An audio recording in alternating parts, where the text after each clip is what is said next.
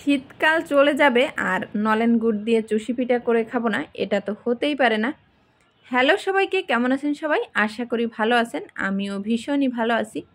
আজকে আমি আপনাদেরকে অল্প উপকরণে খুব সহজ পদ্ধতিতে টিপস সহ নলেন গুড় দিয়ে চুষি পিঠা তৈরি করে দেখাবো। প্রথমে আমি প্যানে দিয়েছি 1 কাপ জল। জলটা ফুটে উঠলে দিয়েছি হাফ চা চামচ লবণ আর দিয়েছি 1 চা চামচ ঘি। ওই যে বললাম টিপস সহ চুষি পিঠা বানিয়ে দেখাবো, তার জন্যই ঘি দিয়েছি। ঘি দেওয়ার জন্য চুষি পিঠা হবে একদম নরম তুলতুলে, আবার গায়ের সঙ্গে লেগেও যাবে না, আলাদা থাকবে। এখন নিয়েছি চাউলের গুঁড়া 1 কাপ। গরম জলের ভিতর ভালোভাবে ছড়িয়ে দিয়েছি চাউলের গুঁড়া। মাঝখানটায় একটুখানি ফাঁকা করে 1/4 কাপ ফুটন্ত গরম জল দিয়ে ঢাকনা দিয়ে ঢেকে দিব। তাহলে কিন্তু খুব ভালোভাবে চাউলের গুঁড়াটা সিদ্ধ হয়ে যাবে। আমি একটুখানি দেখাচ্ছি কতটা সুন্দর সিদ্ধ হয়েছে। এইটা আপনারা চাইলে ময়দা দিয়েও করতে পারেন, কিন্তু যেহেতু এটা একটা পিঠা তার জন্য আমি ভাবলাম যে চাউলের গুঁড়া দিয়েই তৈরি করি, যেহেতু আমার ঘরে চাউলের গুঁড়া আছে। গরম থাকতে থাকতে আমি হাত দিয়ে ভালোভাবে মুথে নিব, একটা ডো তৈরি করব। এইটা গরম অবস্থায় মাখলে ভালো হয়, ঠান্ডা হলে একটুখানি শক্ত হয়ে যাওয়ার সম্ভাবনা থাকে। আমার আগের পিঠার ভিডিওগুলোতে দেখিয়েছিলাম ভিজা কাপড় দিয়ে ঢেকে রেখেছি। আজকে আমি পলিথিনে মুড়িয়ে রাখবো, তাহলেও একইভাবে নরম থাকবে। একটা নতুন পলিথিন নিয়ে নিয়েছি। এইখান থেকে একটু একটু করে ডো নিয়ে এরকম লম্বা দড়ির মতো বানিয়ে নিব। এইটা দিয়েই কিন্তু চুষি পিঠা কাটা হবে। একটা চপিং বোর্ড নিয়েছি, একটুখানি চাউলের গুঁড়া দিয়ে রেখেছি আগে থেকে, এইভাবে ছোট ছোট করে। এইটা কিন্তু যারা পিঠা কাটতে পারেন আগে থেকে, তারা হাতের ভিতর 2 হাত লাগিয়ে করেন।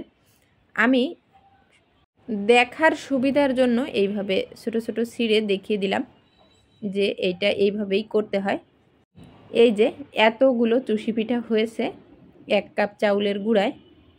ঘি দেওয়ার জন্য কিন্তু একটাও একটা গায়ে লাগতেছিল না, আলাদা আলাদাই থাকছে।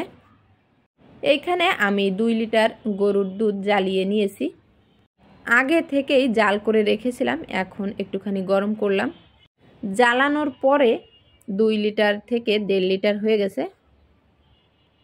এইটা আমি আরও জাল করব, তখন দুধটা আরও কমে যাবে।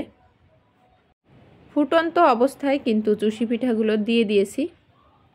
এখন চুলার আঁচটা মিডিলে রেখে 7-8 মিনিট জাল করব।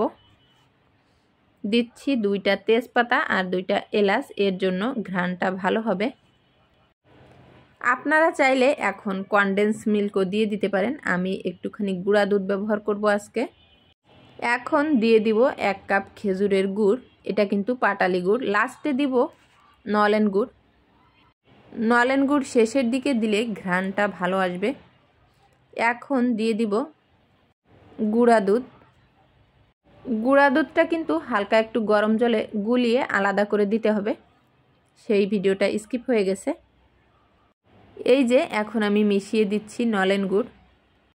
2 টেবিল চামচ মতো নলেন গুড় দিয়েছি। আপনারা আপনাদের স্বাদ মতো গুড় ব্যবহার করবেন। আমি যে কোনো পিঠা বা পায়েস তৈরির সময় একটুখানি লবণ ব্যবহার করি, তার জন্য একটু লবণ দিয়ে দিলাম। এখন একে একে তেজপাতা এলাচ এগুলো উঠিয়ে নিব। এগুলো মুখে পড়লে খেতে ভালো লাগবে না পিঠাটা। এখন কিন্তু দেখতে কালারটা এমন হয়েছে যে দেখলেই খেতে মন চাইছে। একটা কাচের বলে নামিয়ে নিয়েছি চুষি পিঠা। আশা করছি আজকের ভিডিওটি সবার ভালো লেগেছে। যদি ভালো লেগে থাকে তাহলে ভিডিওতে একটি লাইক দিবেন। নতুন ভিডিও পেতে আমার চ্যানেলের পাশে থাকবেন। আজ এই পর্যন্ত, সবাই ভালো থাকবেন, সুস্থ থাকবেন। Tata, bye bye.